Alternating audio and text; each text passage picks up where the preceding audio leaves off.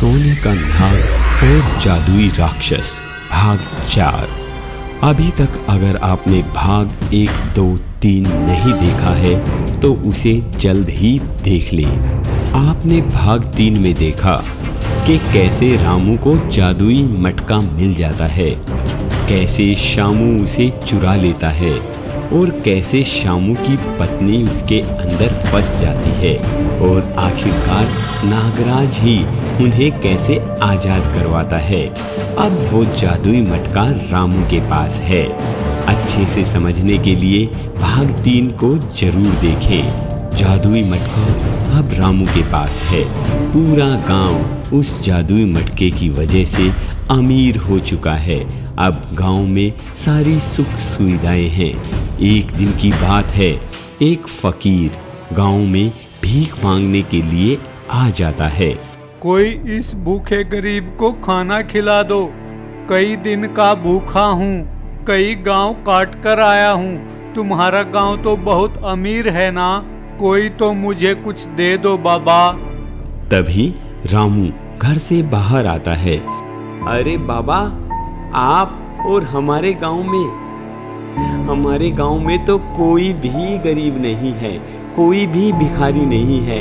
आओ बाबा, आपके लिए खाना लगवाते हैं। अरे सुनती हो क्या, आज इतने दिनों में हमारे द्वार पर पहली बार कोई भूखा इंसान आया है। जल्दी से इनके लिए खाना लगा दो।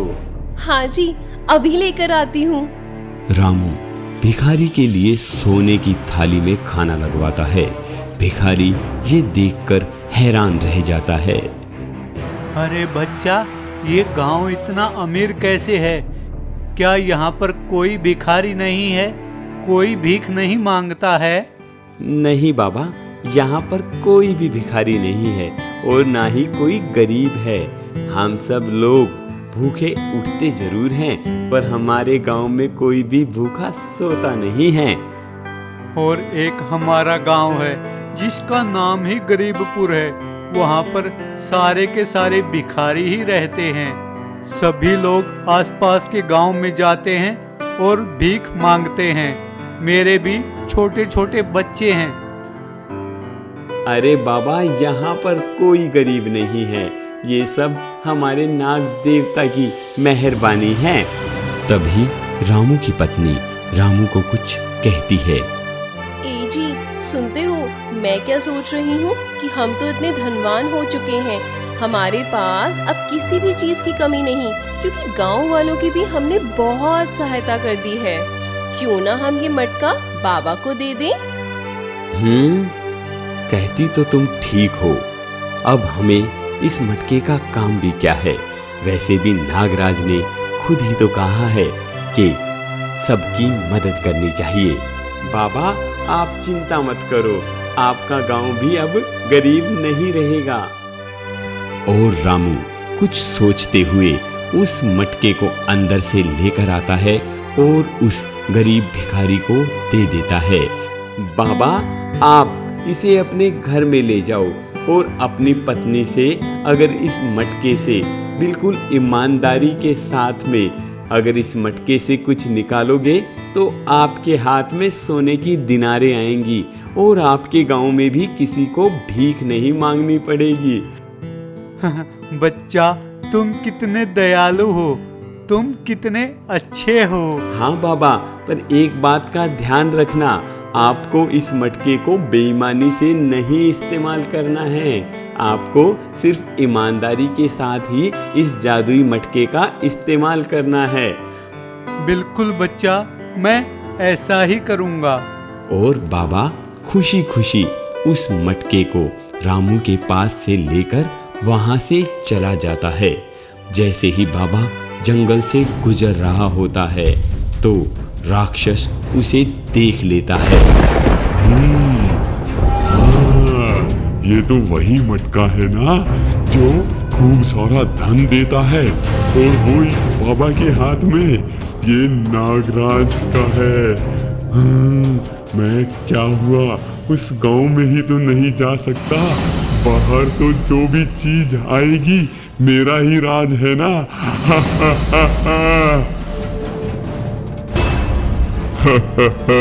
बाबा अब तुम मेरे हो, क्योंकि तुम मेरे इलाके में आए हो। अरे अरे कौन हो तुम कौन हो? कौन हो तुम? मैं राक्षस राज हूँ और इस जंगल पर मेरा ही कब्जा है। मुझे छोड़ दो, मेरे बीवी बच्चे मेरा घर पर इंतजार कर रहे होंगे। तुम चाहो तो ये जादुई मटका ले लो। नहीं बाबा, सिर्फ इस जादुई मटके से नहीं, मुझे तुम्हारी भी जरूरत है। तुम ही उस नाग देवता को मेरे पास बुला सकते हो। और ऐसा कहते हुए राक्षस उस भिखारी के अंदर प्रवेश कर जाता है। अब शरीर तो भिखारी का था, पर उसके अंदर आत्मा उस राक्षस की। वो राक्षस उस मटके को लेकर एक गुफा में चला जाता है और बाबा से उसकी पूजा करवाता है, क्योंकि बाबा के अंदर तो उस राक्षस की आत्मा थी ना। ओम नोम नोम नोम नोम भट स्वाहा, ओम जोम जोम डोम जोम जोम स्वाहा। अब तो नाग देवता तुम्हें प्रकट होना ही पड़ेगा, क्योंकि तुम्हारा ये जादुई मटका मेरे पास है। और राक्षस जैसे ही पूजा करता है, वैसे ही नाग देवता उसके सामने प्रकट हो जाते हैं।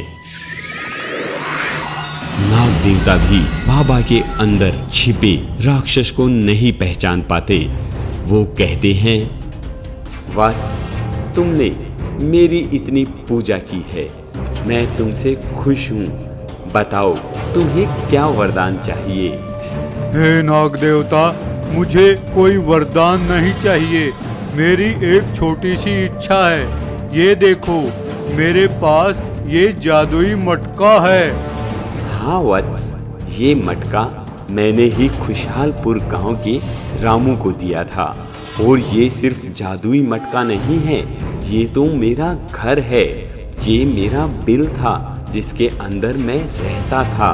तभी तो इसके अंदर जो भी कोई हाथ डालता है तो सोने की मुद्राएं उसे मिल जाती हैं। अच्छा नाग देवता, तो ये आपका घर है, आप इसके अंदर ही रहते थे। हाँ वत्स, ये मेरा ही घर है। पर नाग देवता, मैं इस बात को कैसे मान लूं? मैं तो इस बात को तभी मान सकता हूँ जब आप मुझे इसके अंदर घुसकर दिखाओगे। हाँ वत्स, इसमें कौन सी बड़ी बात है? मैं अपने घर में किसी भी समय घुस सकता हूँ। तो आओ नाग देवता, इसके अंदर आ जाओ। तभी नाग देवता अपने उस जादुई मटके के अंदर घुस जाते हैं। ये बात तो मैं पहले ही जानता था कि नाग देवता ये तुम्हारा घर है, तभी तो मैंने इसके अंदर तुम्हें घुसाया। तुम मेरे जाल में फंस गए नाग देवता। और खुश होते हुए राक्षस उस मटके को ऊपर से बंद कर देता है। नाग देवता, अब तुम अपने घर में खुद कैद हो गए हो। और राक्षस अब अपने असली रूप में आ जाता है। अब राक्षस ने नाग देवता को उसी के जादुई मटके में कैद कर लिया था। अब राक्षस बहुत खुश था। नाग देवता, अब तुम मेरे कब्जे में हो। अब मैं जाकर देखूंगा खुशहालपुर कैसे खुश रहता है। मैं वहां पर जाकर दोबारा वही हालत कर दूंगा। और राक्षस उस मटके को गुफा में रखकर दोबारा खुशहालपुर में चला जाता है और वहां पर अपना वही कोहराम बरसाने लग जाता है। अब की बार राक्षस ने सभी लोगों को अपना कैदी बना लिया था। उसने सभी लोगों को, गांव में जितने भी इंसान थे, उन सबको जिंदा लाश में बदल दिया था। आखिर अब गांव का क्या होगा? अब इस राक्षस से गांव को कैसे बचाया जाएगा? अब नाग देवता दोबारा से कैसे आजाद होंगे? खुशहालपुर में दोबारा खुशहाली कैसे आएगी? अपने इन सब सवालों का जवाब जानने के लिए हमारा अगला भाग जरूर देखें, वो और भी ज़्यादा रोमांचक होने वाला है।